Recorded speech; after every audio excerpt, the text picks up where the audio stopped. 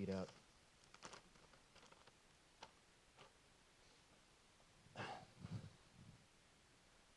I think I just broke a third wall there. I am a teacher, and I've got a cheat sheet. Does that make a lot of you uncomfortable?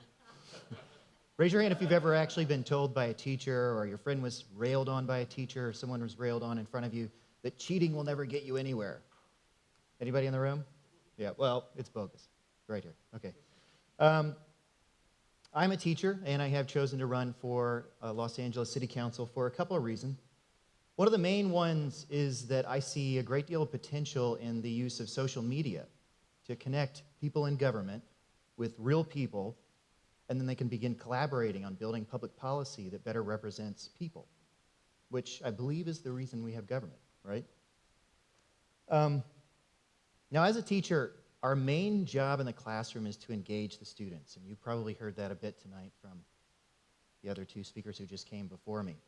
And I believe that we should probably take that and put it into government, because engaging in government makes us all believe in government a little bit more. And in these days, I think that there's a deficit in how much people actually trust their government and how much people believe that the government's words actually mean something. Because time and time again, we've felt that there was a huge barrier between us, our belief systems, our lives, and the people who begin their careers in government positions and rise up over time, insulated from the real world, in that shell, in that bubble of government. And that's where I think social media can come into play. Now, to get an understanding of why this is so important right now, I'd like to take you on a little history lesson, because I was a history teacher. So get out your notebooks, and there'll be a test in a moment. At the beginning of our government, Thomas Jefferson and the Founding Fathers created this ideal of what democracy should be. It should be a government in which people, everybody, every single person feels emboldened to participate every single day, not just on election day, not just when they want to ask for money, not when they just want to get a crowd of people to show the TV crews, but every single day. But the problem was that when we started our government 230 some years ago, it was brand new. People didn't know what would happen if real people were put in charge. The other thing was, we had sort of an elitist core of people designing our government for us. And they were saying things like, we have a lot of people who are uneducated, we have a lot of people who don't know how to use this government, and we have no clue what's going to happen if we throw all these people in the mix. So what we need is sort of a buffer between us and the people we're helping. And you know, that sounds pretty awful when I say that, but true enough, about 4 years after the election of our first president, 1793, the French government was overthrown, and then they had this huge bloody fallout where they were just beheading people in the middle of Paris. And that's what happened with their democracy when all the people were engaged. So maybe they had just like a little bit of an idea of what would happen if we just opened the floodgates. But regardless, since the beginning of our government, we've taken these incremental steps towards putting power back into people until we've gotten here with social media.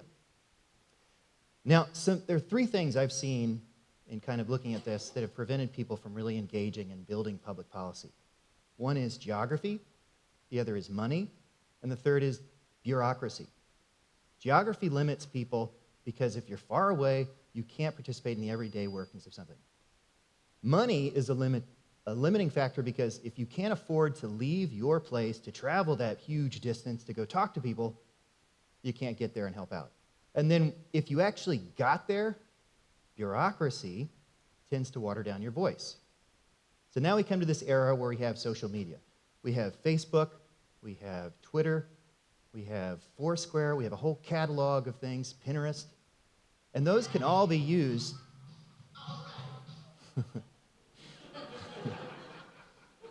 Somebody just tweeted that.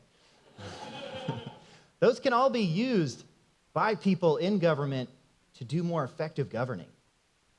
Now, in practice, what does it look like? Well, everybody's got a Facebook page when they're running for council or mayor or senate or whatever. And that Facebook page typically is them broadcasting how great they are, or them putting up some pictures helping out needy orphans, or them helping homeless cats get into college, and just generally managing how they look to you. And at the end of it, they say, give me some money. And then some people go, all right, $3. But there's actually people in government who are taking it to another step. There are people like Cory Booker. He's a mayor in Newark, New Jersey. Can you raise your hand if you've ever heard of him? Oh, awesome. That's good. Okay, Cory Booker is this, he's like a dynamo. He just never stops. He's got about over 1 million people who follow him on Twitter. A lot of them actually live in his city, and they use it because he responds. And they'll ask him stuff, whatever that comes off the top of their head, because they know Mayor Booker is going to answer. Now, a lot of times those things end up being things like, you know, what time does the DMV open? Or what's the phone number for this thing? Or where can I pay this parking ticket? Or why is the park entrance at this place so stupid looking? And it's some stuff you could find on Google, but the meaning of it is that he actually answers them. And that builds a relationship between him and his constituents. And it's every day, and it's real, and it's in real time, and it's instantaneous. And so that's kind of a mutually beneficial relationship because he always knows what's wrong, when it goes down, and who's complaining. And with other social media tools, he can actually aggregate all the tweets that come to him geographically and pinpoint this series of problems. And that brings us to the next step. So how do we go from there to actually building public policy with all of these people?